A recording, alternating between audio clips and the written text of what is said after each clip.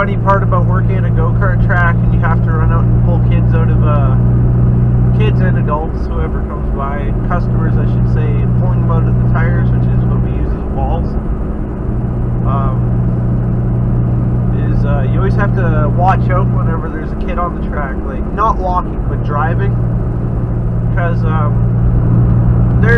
consider them the most dangerous when it comes to a go-kart track, because it's not that they're younger, it's that they try to hit you for fun, and they find it very amusing when it really hurts.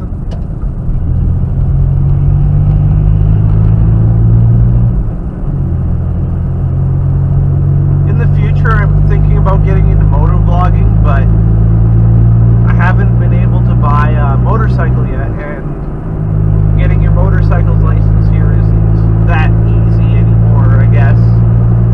To get your learners now, you have to either go through class, which is where they just teach you how to ride a bike, really, and the road rules, is what I've been told so far, or you can go up and take a road test, and it's just a basic skills test. I guess they follow you as you drive around downtown or wherever you decide to take your test, and you also have to do a written test, and I can't remember what % you have to pass on it. I haven't really looked into that yet, but after that you need to ride around for, I think it is, a year with your learners, and then you're able to take a road test to go for your novice, and I think it's 500, like anything below 500, so let's say you have a 250cc motor. If you go and take your novice with a 250, if you want to ride anything above a 250 after you have your novice, you have to ride that bike with a learner plate.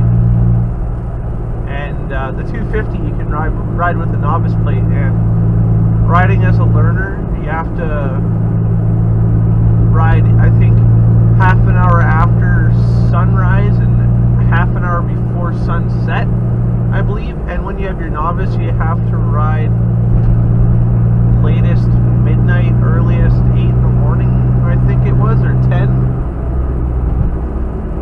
I'm not sure. And then when you get your full license, whatever, you can ride whenever. And with your learners and your novice, you have to be completely covered, so you have to have full riding gear and decent helmet, DOT approved. If any of my information that I'm saying is wrong, I'm sorry. I haven't, like I said, I haven't been looking hard into it yet since I don't have a bike yet, so the idea is still far in the future. But I think it'll be cool. My buddy's building me a bike, hopefully. A little cheapo, not supposed to look good. Can't remember the CC on it. Haven't talked to him in a while.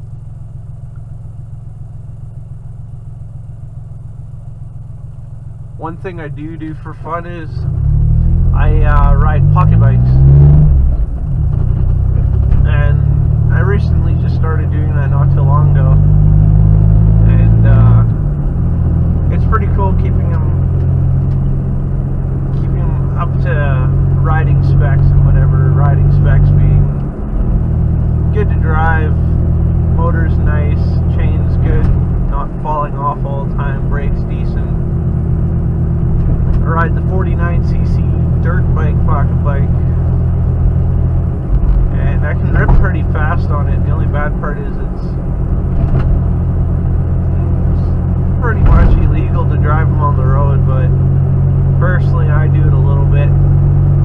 Mostly take it to the field, but since I'm 210 pounds, tires don't like me too much. And I took it through the field and popped the back tire the first time I went through. And I didn't have a patch kit or another tube for it because I'd have to order one in because it's one of the China ones, 49cc. I I took the tube and I wrapped the hole up with electrical tape, and I filled the tube up after putting the tire and tube back on the rim, and it's been about a month now and it's still holding air to the same pressures I filled it up to the very first time, which is actually fairly impressive. I didn't know electrical tape could be a good patch, I guess. But if you're out of anything to patch your tire with, no glue, nothing, I'd recommend using electrical tape. But looks like I reached my destination, and I guess I'll see how this video turns out and see what other people think. Have yourselves a good day.